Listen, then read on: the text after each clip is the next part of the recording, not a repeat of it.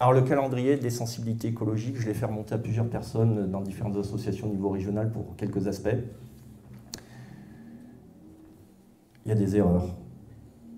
La loutre d'Europe. Vous voyez, de janvier, février, mars, c'est vert, octobre, novembre, décembre, c'est vert, et d'avril à septembre, c'est jaune, orangé. Donc vert, c'est bon, on peut faire des choses, il n'y aura pas d'impact. Jaune, orangé. Quand on regarde le tableau, il se base sur la reproduction, mais la loutre, c'est une espèce qui, comme nous, il n'y a pas une saison de reproduction.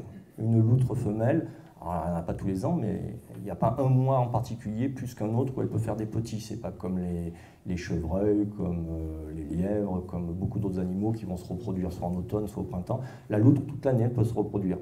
Donc la loutre, soit elle est verte toute l'année, soit elle est rouge toute l'année. Le plus logique aurait été qu'elle soit orange toute l'année. Donc allez savoir pourquoi là, elle est verte à un certain moment d'année. Les oiseaux, je vais passer vite, j'en ai parlé. Voilà, c'est deux libellules patrimoniales sur lesquelles il n'y a rien dans les études sur les évaluations d'impact. Cordulis splendide, Oxygastra curtisi, elles sont présentes en aval. La Cordulis splendide, c'est la fameuse que je vous ai montrée, ultra rare. Bon, elle n'est pas plus protégée que les... Enfin, elle est protégée, mais elle est vraiment... C'est une rareté incroyable, donc on a vraiment un privilège. C'est dommage qu'au niveau de notre administration en Ardèche et dans la région, ils ne savent pas qu'on a ce trésor. Voilà. Regardez, c'est rouge en juin, juillet, un peu mai, orange un peu avant, et c'est vert le reste de l'année. Ça, c'est du grand n'importe quoi. C'est une méconnaissance. Alors, a priori, il semblerait que ce n'est pas un document officiel, ça doit être un document produit par le bureau d'études dont tout le monde s'accorde à dire qu'on n'est pas satisfait, qu'il faut en changer. A priori, ça devrait être le cas. Là, je vous ai dit, la larve, elle vit pendant 2 ans dans l'eau. Donc, c'est rouge tout le temps, hein, si on ne veut pas la détruire. Le seul petit moment où éventuellement pour Oxygastra curtisi, c'est quand elles sortent de l'eau, les adultes, qu'elles émergent, avant qu'elles retournent pondre. Parce que pendant 2 semaines, il faut qu'elles refassent de l'énergie, donc elles vont dans les forêts ou les prairies se nourrir. Donc on aurait 2 petites semaines où on pourrait faire des travaux sans impacter ces espèces-là. Je dis bien vraiment, il faudrait mettre ça entre guillemets, hein, donc ce qui est impossible. Donc là, c'est clairement une erreur. Ça n'a pas été pris en compte, c'est des oublis. Alors dans les oublis, en voilà un. Je vous ai parlé de la loutre, le petit gravelot par exemple. Dans l'endroit où on a enlevé les matériaux, c'est là où cette espèce se reproduit, c'est protégé, l'habitat est protégé. Alors ils auraient pu faire les travaux, hein. Il suffit de demander des dérogations, c'est pas compliqué, ils savent faire, mais ils n'ont pas vu, ils n'ont pas trouvé. Voilà, c'est dans la zone là où ça a été repris, là, la queue de retenue, les matériaux dont je vous parlais. Alors toujours dans ces mesures d'évitement, ils devaient décolmater les frayères, mais quand ils ont voulu passer là, vers le 14 octobre, les niveaux d'eau étaient trop hauts. Donc les personnes avec les waders, ça risquait de se faire emporter, donc c'est tout à fait normal qu'elles n'y soient pas allées, mais ils n'ont pas pu mettre en œuvre leur protocole. On a vraiment affaire à des génies, moi je vous le dis, hein, parce qu'ils avaient fait à ce moment-là, parce que justement il y avait probabilité qu'il y ait des crues, mais après ils n'ont pas pu nettoyer parce qu'il y avait des crues. Voilà une déclaration de M. Amran. On a longtemps cru que le barrage des Collanges était pollué, c'est faux. Les analyses le montrent, avant et après la vidange, en amont et en aval. Nous avons toutes les données. L'eau de la rivière, comme celle du robinet, n'est pas polluée. Les sédiments aussi sont propres, annonce Olivier Amran.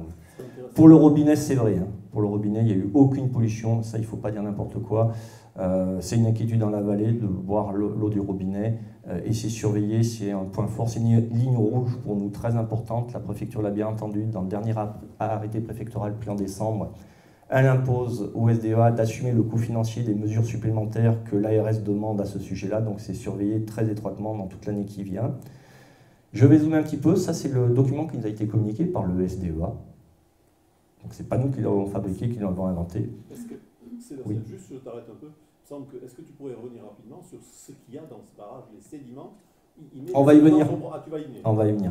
Et la pollution qu'il y a dedans. Ouais.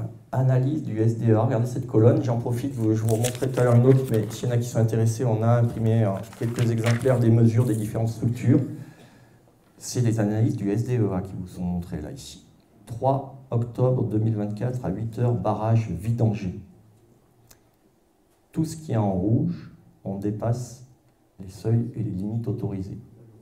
Voilà, vous avez 3 valeurs mesurées par la SDEA pour lesquelles on dépasse les valeurs autorisées. Voilà. Le document plus grand était avant. Voilà, donc là, toute la presse fait écho de résultats différents entre les pêcheurs, entre les SDEA, entre le syndicat Aéro-Clair. Grâce à ça, on a appris que même l'OFB a fait des mesures. La réunion qu'on a eue fin janvier avec tous les acteurs, voilà, le SDEA a bien confirmé qu'il y avait eu pollution à ce moment-là, que toutes les mesures étaient fiables, on a des résultats consolidés, qu'il n'y avait pas d'erreur. La différence au niveau des chiffres, il y a plusieurs choses. Les mesures n'ont pas été faites aux mêmes heures, et là en quelques heures, on peut avoir des variations importantes des niveaux, et les protocoles étaient légèrement différents. Mais tous les protocoles, finalement, sont des protocoles autorisés et attestent de la pollution. Voilà, là c'est le résultat consolidé que vous pouvez voir en plus grand ici. Ça doit être trop petit, j'imagine, pour vous.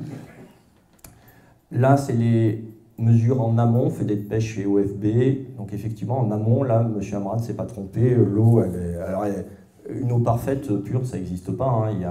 Il y a des métaux lourds qui arrivent du bassin versant, c'est naturel. Il y a une partie naturelle. Là, c'est dans le barrage par Eyrieux-Clair, là par le SDEA, là par la fédé de pêche, et vous avez les dates. Alors, ce n'est pas dans la chronologie logique, on passe du 3 au 5, du 7 au 3 au 3, au 4 au 5 au 7. Pour faire simple, dès que c'est rouge, c'est qu'on a franchi les seuils admissibles pour la nature. Dès que c'est bleu, on a franchi les seuils admissibles pour la consommation humaine. Sachant, et c'est normal, que les seuils pour la consommation humaine sont plus bas. Donc voilà, on est beaucoup plus vigilant sur la santé humaine que sur les poissons, et c'est tout à fait légitime et normal. Donc là, même au niveau du SDEA, vous voyez que là, les analyses du 3 octobre et de la fédé de pêche, pour l'arsenic, on n'est pas bon pour une eau d'alimentation humaine. Pour le plomb, le syndicat Eyrieux-Clair, le 7 octobre, on n'est pas bon non plus. Je n'ai pas laissé tout le tableau jusqu'au bout, mais les crues qu'il y a eu ensuite, même le 17, après on a encore un tout petit épisode de pollution, mais qui n'est pas inquiétant, puisque là, vu le débit de la rivière, c'est malheureux à dire, vous m'excuserez, j'espère qu'il n'y en a pas qui sont riverains du Rhône ou de la Camargue, mais voilà, ça a dû atterrir là-bas au final. Alors il y a eu beaucoup d'études, là vous avez les points où ça a été étudié, les sédiments. Ils ont fait des études assez poussées. Alors, on verra après. Ils ont fait des échantillons ponctuels moyens, donc ils ont carotté, ils ont remonté, alors c'était difficile, ils l'ont écrit parce que c'est de la boue, il y a beaucoup d'eau, et ils ont fait des moyennes ensuite, de différentes tranches. C'était la seule solution apparemment pour eux de pouvoir faire des mesures fiables. Ils le disent, hein, la principale difficulté de remonter assez de matériaux pour permettre des analyses. Voici des photos de comment ils s'y sont pris, peut-être que certains ont vu la barge sur la retenue. Je vous montre le tableau des résultats. Il n'y a aucun endroit où les résultats ne sont pas conformes. Donc effectivement, au niveau des analyses qui ont été faites là, par le bureau d'études, au niveau des sédiments, sur les points que je vous ai montrés dans la diapositive, tout est OK. Ils ont même essayé de voir si ça pouvait être valorisé, si jamais on pouvait le revendre quelque part. Donc on a un beau tableau, je vais passer très vite.